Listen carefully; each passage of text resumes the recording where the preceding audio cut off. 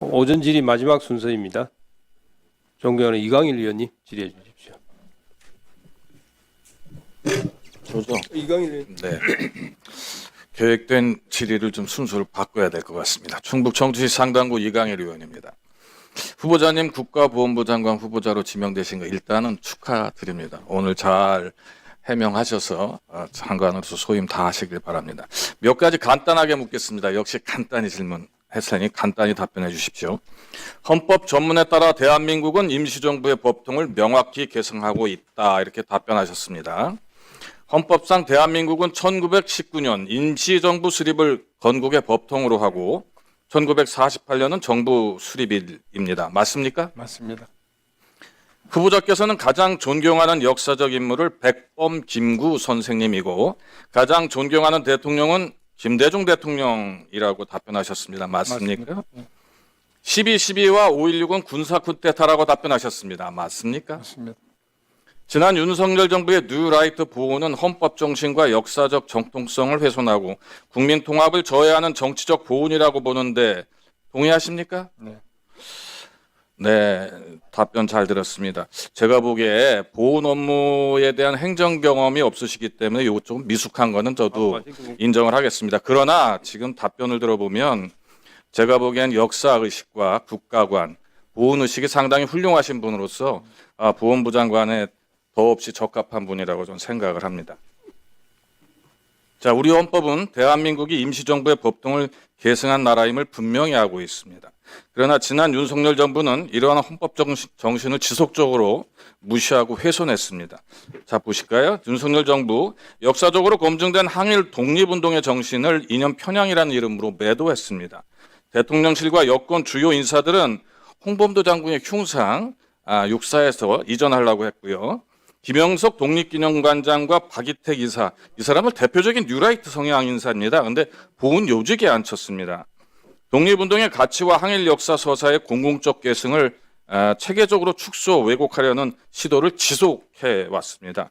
광복 80주년 행사에서는 독립유공자 단체를 배제한 채 형식적인 이벤트 행사만 했다는 것이 뉴스를 통해서 대대적으로 알려져 있고요. 죄송하지만 일부 국민의힘 의원들도 일본군 위안부는 매춘이었다. 독도는 일본 땅이라는 주장도 있다라는 식의 역사 부족 발언도 서슴지 않았던 의원도 몇 분 계십니다. 자, 백선엽의 국립현충원 안장기록에서 친일 반민족 행위자라는 표현 삭제했습니다. 국회에서 의결된 민주유공자법 거부권 행사했습니다.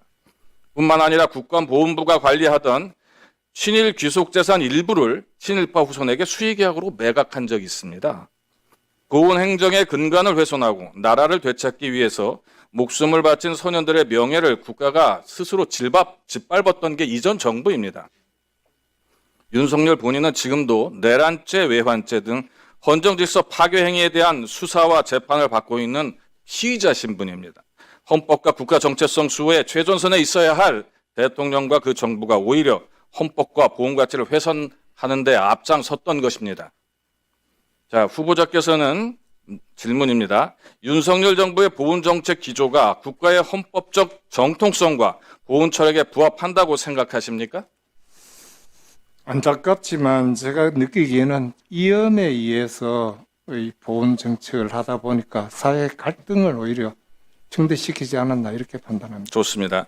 친일 인사를 보훈 인사로 앉히고 독립운동 정신을 축소하는 정책과 그런 인사에 대한 장관 후보자로서 문제의식과 대안 갖고 계십니까? 네.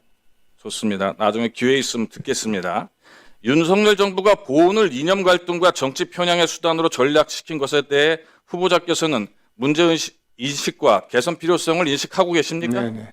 좋습니다. 다음에 또 내용을 좀 듣겠습니다. 후보자께서는 윤석열 정부 출범 이후 보훈 정책에서 독립운동의 가치가 후퇴하고 친일 뉴라이트 관점이 강화되었다는 지적에 대해서 인정하십니까? 네, 인정합니다. 보훈의 핵심 가치에 반하는 인사에 대해 재검토하거나 해임을 건의하실 의향 있으십니까? 그 점은 아직까지 제가 내용을 구체적으로 살펴봐야 됩니다. 살펴보고 난 다음에 지금까지 말씀하셨던 그런 내용이 맞다면은 이 장관으로서 할 수 있는 조치를 하겠습니다. 네. 후보자께서 장관에 취임하신다면 대한민국이 어떤 역사적 가치 위에 서 있는지, 고은이 어떤 철학을 품고 있는지, 국가의 품격이 어디에서 비롯되는지를 몸소 보여주는 장관이 되실 것을 기대하겠습니다. 후보자께서는 보훈은 이념의 문제가 아니라 국가의 책임이라고 강조해 오셨어요. 보훈의 탈정치와 역사적 가치의 회복, 국민 통합을 위한 한국의 탈퇴에 대한 후보자의 구체적인 계획, 아까 거 포함해서 다시 좀 설명 좀 부탁드립니다. 결과적으로 보험 문제에 대해서는 이 각 정부에 따라서 조금은 결은 다를 수 있습니다. 결은 다를 수 있지만 기본적으로 국가를 위해서 특별하게 희생하신 분에 대해서는 그 시대의 어떤 뭐 이념이랄까 가치에 의해서 평가를 가는 건 옳지 않다. 저는 그렇게 생각을 합니다.